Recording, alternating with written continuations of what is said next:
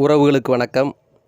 நேற்றைய முன்தினம் தஞ்சை மாவட்டம் நடுக்காவேரி காவல் நிலையத்துக்குட்பட்ட பகுதியில் தினேஷ் என்ற இளைஞர் கைது செய்யப்பட்டதன் காரணமாக அவரின் சகோதரிகள் இருவர் காவல் நிலையத்தின் முன் விஷம் அருந்தியதால் ஒருவர் மரணமடைந்ததன் காரணமாக தொடர்ந்து அங்கு பதற்றமான சூழ்நிலை நிலவி வருகிறது.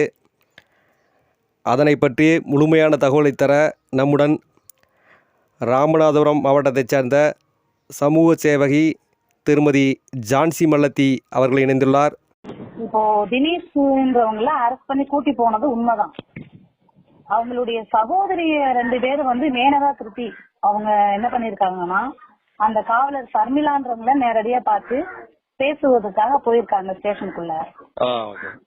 இவங்க 2 பேரும் அங்க உள்ள ஸ்டேஷனுக்குள்ள போனப்ப சர்மிளா காவலர் என்ன பண்ணிருக்காங்கன்னா, உங்களுக்கு என்ன வேலைன்னு அவங்கள்ட்ட கேட்டிருக்காங்க. நீங்க எங்க அண்ணனை ஏன் கூட்டிட்டு வந்தீங்கன்னு இந்த பொண்ணுங்க கேட்டிருக்காங்க. அப்போ இவங்க அந்த சர்மிளான்றவங்க, உங்க அண்ணனை கூட்டிட்டு வந்தோன்னா உங்க அண்ணன் கத்திய காட்டி மிரட்டி இருக்காங்க. கேக்குதுங்களா? ஹலோ. கத்திய காட்டி மிரட்டி இருக்காங்க, எங்கள்கிட்ட ஆதாரம் இருக்கு அப்படின்னு சர்மிளா காவலர் சொல்லியிருக்காங்க. கத்திய காட்டி எங்க மிரட்டினாங்க? இங்க ஆசமடித்தல அவங்க இருக்கிற ஏரியால, ஆசமடித்ததுன்றது அவங்க இருக்கிற ஏரியா, அங்க இருந்து தகவல் வந்ததாக அந்த லேடி சொல்லிருக்காங்க. அப்போ இந்த பொண்ணு எங்களுக்கு எவிடன்ஸ காட்டுங்க அப்படின்னு கேட்டிருக்காங்க. எனக்கு எவிடன்ஸ் நான் உனக்கு காட்டணும் அவசியம் இல்லைன்னு அந்த மேடம் சொல்லிருக்கு.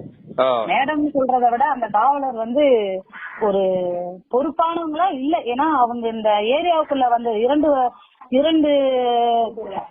இரண்டு ஆர்ப்பாட்டம் பண்ணிருக்காங்க.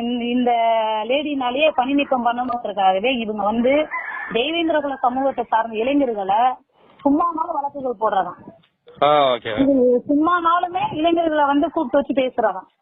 அப்படியுமாவே அடிக்கடி ஷூவோட அவங்கவுங்க வீட்டுக்குள்ள போய் நுழையிறதாம். இங்க இந்த மக்களை சந்திச்சு பேசும்போது அவங்களே ரொம்ப அச்சுறுத்தலா ரொம்ப கவலையோட பேசுறாங்க. அம்மா மத்தவங்க எல்லாம் பரவாயில்ல, ஒரு பொம்பளையா இல்லாம ஒரு ஆம்பளை மாதிரி எங்க வீட்டுகளுக்குள்ள ஷூவோட எங்க பசங்களை எல்லாம் பிடிக்குமா, அதெல்லாம் ரொம்ப கண்ணீரோட பேசுனாங்க. ஆனா இப்போ கீர்த்தியோட மரணம் பெரும் வேதனை கொண்டது. எப்படின்னா, அந்த பொண்ணை ஸ்டேஷனுக்குள்ள வச்சு இந்த பொண்ணு வேற எதுவும் கேட்கல, எங்க அண்ணன் மேல 13 வழக்கு போடுறேன்னு சொல்றீங்களே அதுக்குள்ள ஆதாரத்தை காட்டுங்க மேடம் கேட்டதுக்கு, நாளைக்கு எனக்கு பூ வைக்க வர்றாங்க எங்க அண்ணனை விட்டுருங்கன்னு செஞ்சு கேட்டதுக்கு அந்த லேடி உனக்குலாம் ஒரு பூ ஒரு கேடா, பொட்டு ஒரு கேடா, ஒழுங்க மரியாதை போயிரு, இல்லைன்னா உனக்கு உங்க அண்ணனை மட்டும் இல்ல உங்க 2 பேரையுமே தூக்கி உள்ள வச்சிருன்னு சொல்லிட்டு அவதூறா அசிங்கமா பேசிருக்கு. எப்படின்னா, சமூகத்தை சொல்லி ஒத்தையா அவதூறா பேசி பொண்ணை இந்த வழக்குல போட்டுருன்னு. காத்தல் வழக்குங்கிறது ஒரு சாதாரண ஒரு விஷயம். ஒரு பொண்ணை பார்த்து கேட்கக்கூடிய கேள்வியா கேட்பாங்களா? மிகப்பெரிய ஒரு வருத்தத்தோட உள்ளது. 2வது, அந்த பொண்ணுங்க 2 பேரையும் பிடிச்சி வெளியே செஞ்சிருக்காங்க.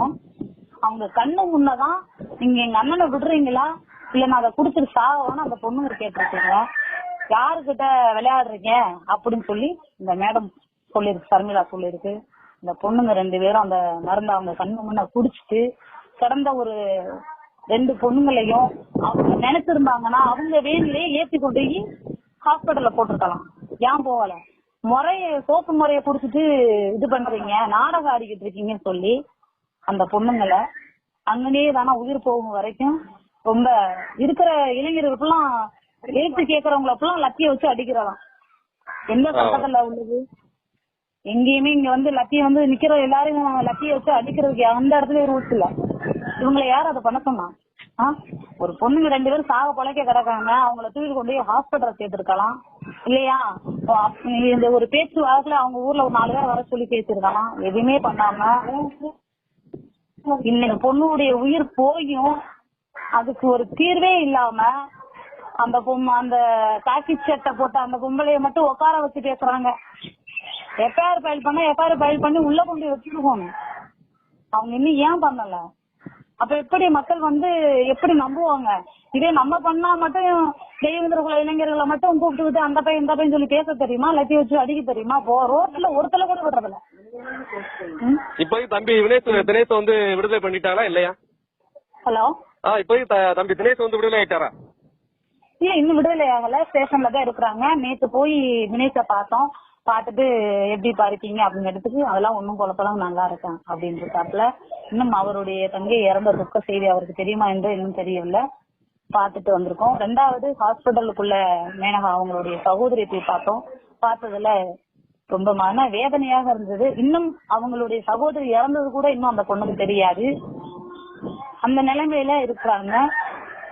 வரும் உறவுகள் எங்கிருந்து கட்சியில உள்ள தலைவர்கள் நிறைய பேர் வந்துகிட்டு தான் இருக்கிறாங்க. மேனகா உயிருக்கு ஆபத்தான நிலையில இருக்கிறது மாதிரி தகவல் வருகிறது. அது நல்லா இருக்காங்களா?